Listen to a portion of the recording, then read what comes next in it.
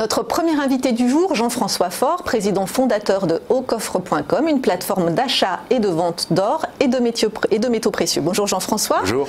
Alors vous nous commentez ce matin un récent sondage que vous avez d'ailleurs commandé à Opinionway sur les Français et l'or. Et alors à 2 jours des élections européennes, ce sondage montre les réserves. On ne va pas parler d'inquiétude, on va parler de réserves des Français vis-à-vis de la situation économique et politique en Europe et en France. Donc ma première question, quel sujet européen préoccupe tant les Français ?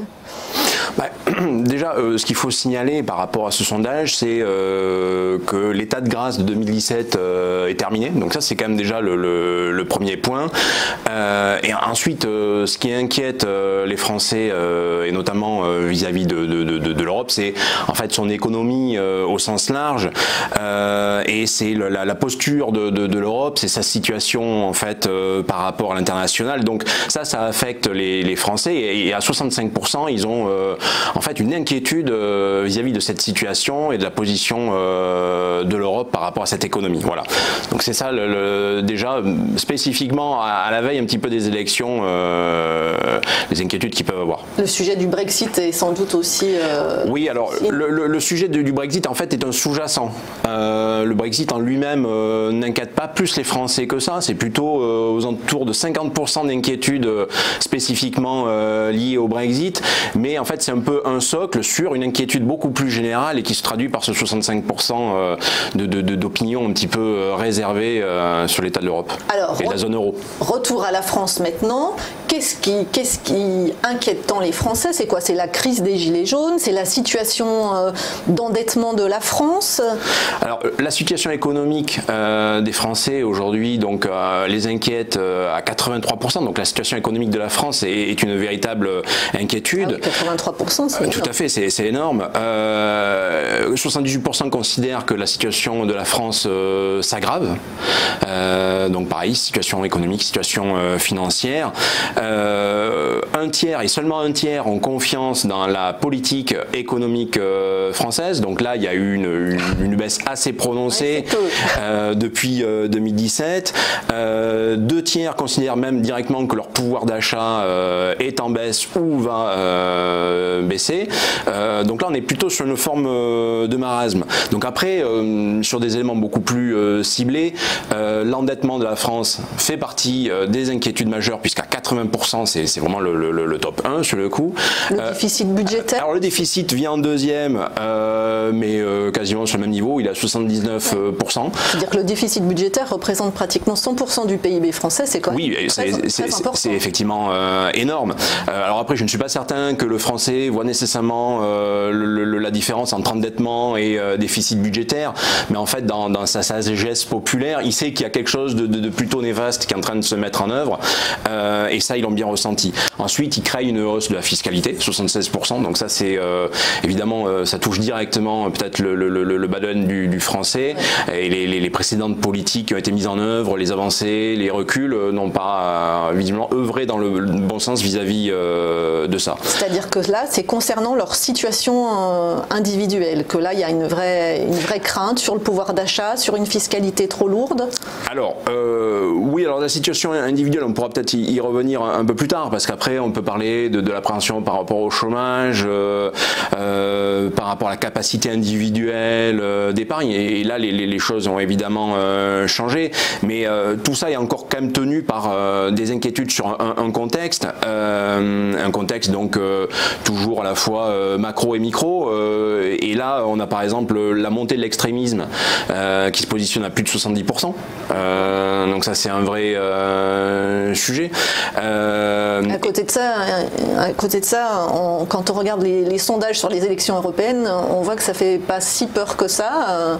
Bien c'est ça, mais peut-être que extrême. Mais justement, donc là c'est peut-être ces 2 tiers de Français qui ont cette forme d'inquiétude, sont peut-être là en résonance par rapport au tiers restant qui lui va justement peut-être se mobiliser pour voter dans ce sens opposé. Donc vous voyez, ce sondage arrive peut-être à le traduire.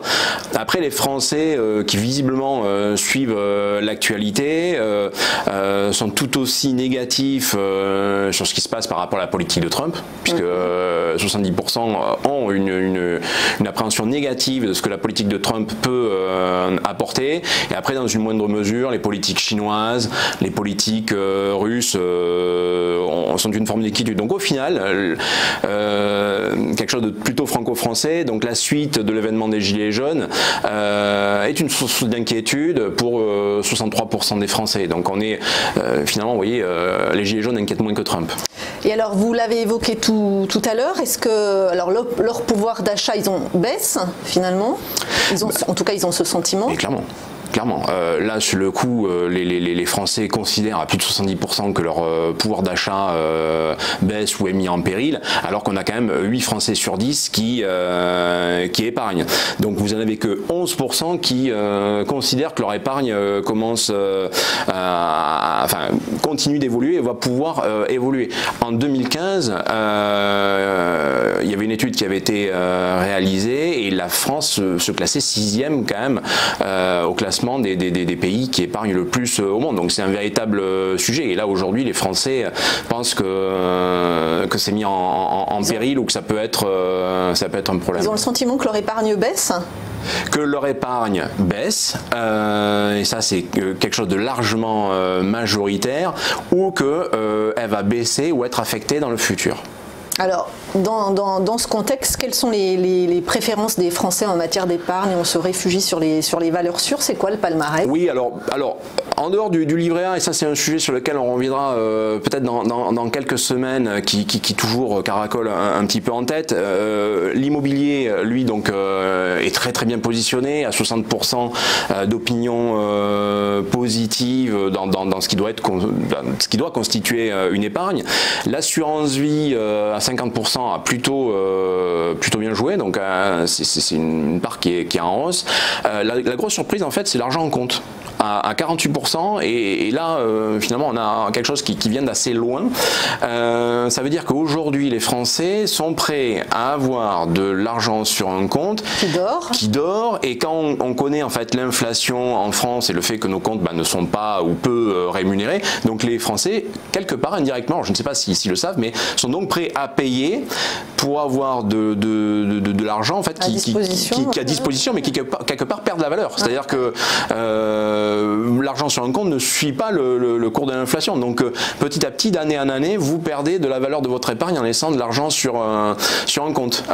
Donc ça veut dire que vous voyez, le niveau d'inquiétude est tel qu'ils sont prêts à payer pour conserver quelque chose qui aujourd'hui leur permet d'avoir une liquidité absolue à tout instant. Si jamais il faut plier bagage dans la minute. Exactement. Et c'est peut-être la raison pour laquelle, sur le coup, l'or arrive juste après, à 43%, de bonnes opinions, et certainement aussi pour ces raisons en matière de liquidité, parce que c'est considéré à 73% comme un actif de protection anti-crise, une valeur refuge, et ça n'a pas bougé, c'est toujours en hausse, et c'est plutôt démocratique, hein, c'est-à-dire que globalement, quel que soit votre âge ou votre situation économique, le gap n'est pas si énorme que ça entre ceux qui ont une opinion très positive et ceux qui ont une opinion positive. Et alors comment, puisque vous êtes le spécialiste, comment fait-on aujourd'hui pour acheter de l'or? Quel type de produit il faut privilégier dans ce contexte, et dans quelle optique? Alors, je vais rappeler les manières traditionnelles et dire en quoi ça peut être problématique. Aujourd'hui, pour acheter de l'or, vous pouvez l'acheter en boutique, vous pouvez l'acheter dans des banques, même certains l'achètent sur des sites d'enchères électroniques. La problématique vis-à-vis de l'or, c'est qu'il faut avant tout penser à la revente. Et le problème avec ces méthodes, c'est que quand vous achetez les produits, la méthode de revente n'est pas livrée avec. Et c'est là que vous risquez d'avoir les mauvaises surprises. Donc peut-être 5 ans, 10 ans, 20 ans après. C'est pour ça que moi, il y a 10 ans, donc on fête les 10 ans cette année, j'avais fondé Au Coffre, puisque l'idée était de pouvoir penser dès le départ à la manière la plus efficace pour revendre son or de la manière la plus liquide possible, en ayant pensé à tous les leviers, que ce soit la rapidité, la capacité à choisir son prix de vente, à avoir la fiscalité la plus optimale. Donc c'est plutôt aujourd'hui vers les plateformes, que ce soit Ocoff ou des concurrents, que je pense qu'il faudrait que les gens se dirigent, puisque les autres méthodes malheureusement n'assurent pas les qualités de revente. Et la fiscalité est avantageuse pour l'or ? Alors l'or c'est un petit peu particulier parce que c'est pas une fiscalité qui est toujours très simple, mais quand on arrive à choisir les bons produits, on peut avoir de belles surprises. Et globalement des produits intéressants pour de l'achat d'or, c'est soit les jetons. Alors les jetons, tout le monde ne sait pas ce que c'est, ce sont en fait des pièces qui n'ont pas de cours légal mais qui ressemblent à des pièces et qui rentrent dans la catégorie des bijoux. Donc là vous n'êtes pas taxé à concurrence de 5 000 € de revente, donc c'est plutôt intéressant. Et vous avez aussi les pièces à cours légal, toujours pareil, à concurrence de 5 000 € de revente, vous n'avez pas de taxation. Donc pour quelqu'un qui doit revendre mais qui n'est pas extrêmement pressé ou qui a un petit budget de revente, ben c'est plutôt bien parce qu'il n'aura pas de taxe. Et alors juste pour terminer, on l'a vu dans le sondage, l'or conserve cette image de valeur refuge en période de crise. Alors dans un monde globalisé, en pleine mutation technologique, est-ce encore une réalité ou un mythe ? Alors, ce n'est clairement pas un mythe, c'est vraiment une réalité et c'est un peu drôle. Moi, c'est ce que je dis, c'est que l'or, on a l'impression que c'est un peu gravé dans l'ADN de l'humain, que c'est un petit peu instinctif, c'est l'outil de protection de ce qu'on a à protéger depuis à peu près 5000 ans. Et aujourd'hui, même dans le français de 2019, on en est toujours là. Sauf que, prenez n'importe quel français, la plupart n'ont même jamais vu un Napoléon.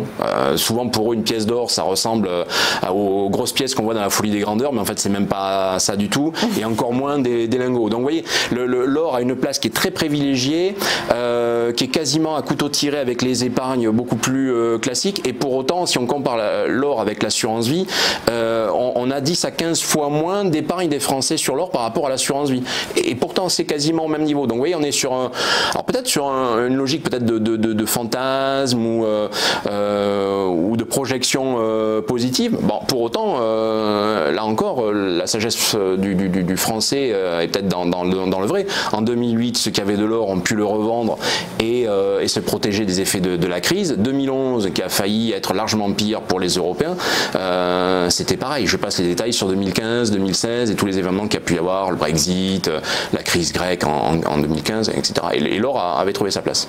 Bon, mais en tout cas, c'est bien dommage qu'elle ne ressemble pas aux pièces que brasse Louis de Funès dans le film, parce qu'elle donne quand même envie, ces belles pièces d'or. Hein. Tout à fait. Merci en tout cas Jean-François Faure, vous êtes président fondateur de Ocoffre.com.